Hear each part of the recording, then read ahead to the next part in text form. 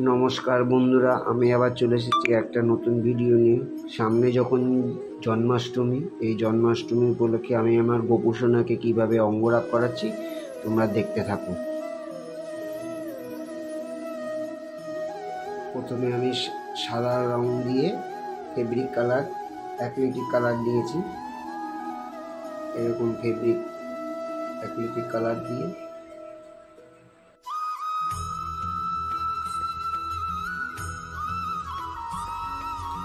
আমি খুব একটা ভালো পারি না, তবে যেটুকু পারি সেটুকু দিয়ে আমি আমার গোপুসোনাকে চেষ্টা করি করানোর জন্য।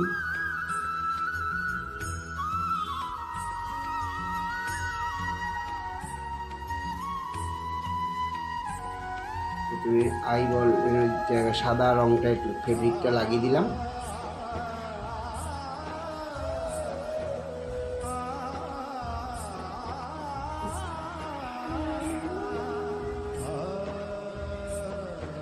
যেখানে যেখানে সাদা রঙের প্রয়োজন আছে আমি সেই জায়গাটাগুলো আগে লাগিয়ে দিচ্ছি।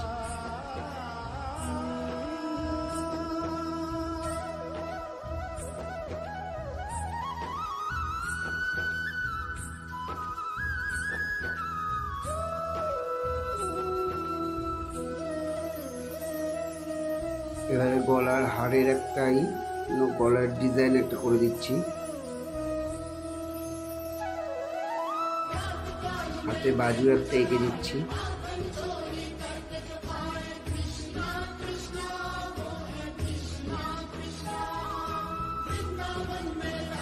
এবারে কপালের যেখানে তিলকটা কেটেছিলাম সেখানটাতে লাল রং দিচ্ছি, যাতে দেখতে ভালো লাগে।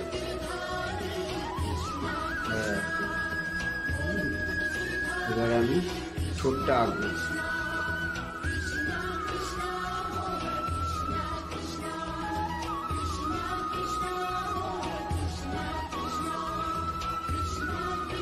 এবার আমি পায়ে আলতাটা পরিয়ে দিচ্ছি।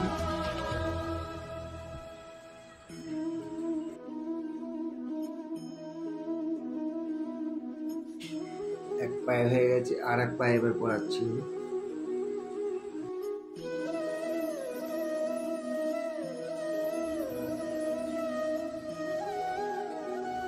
এবার নখগুলো রং করে দিচ্ছি।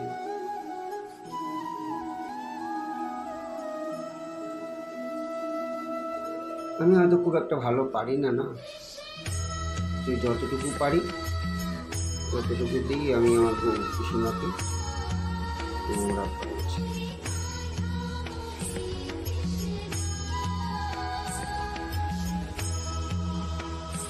দেখো হাতের নখ হয়ে গেল, দেখতে পাচ্ছ। এবার আমি পায়ের নখগুলো করে দেব।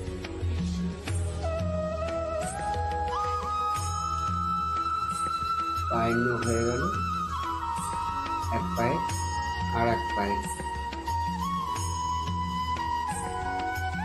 পায়ের নখ হয়ে গেছে।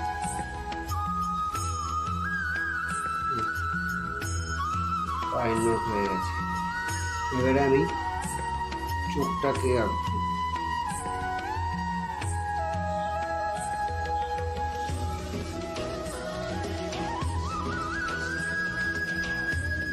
এবারে আমি মাথাটাকে রং করে দিচ্ছি, কালো রং করে দিচ্ছি। মাথাটা পুরো কালো করা হয়ে গেছে।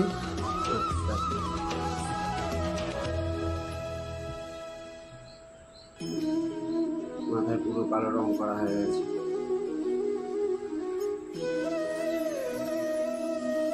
এবারে আমি একটু কলকা করে দিচ্ছি কপালে, গালে।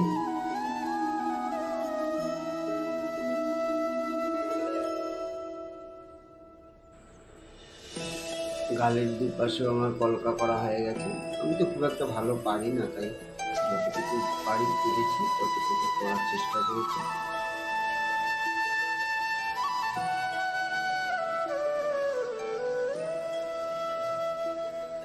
দেখো বুকে রাধার লিখে দিয়েছি, বুকে বাঁ দিকে, গোপুসোনার বাঁ দিকে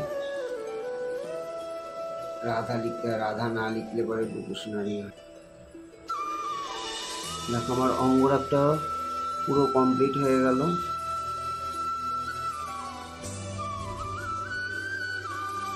আমার অঙ্গরাগটা দেখে তোমাদের কীরকম লাগলো জানাবে। তা বন্ধুরা, ভিডিওটা এখানেই শেষ করলাম।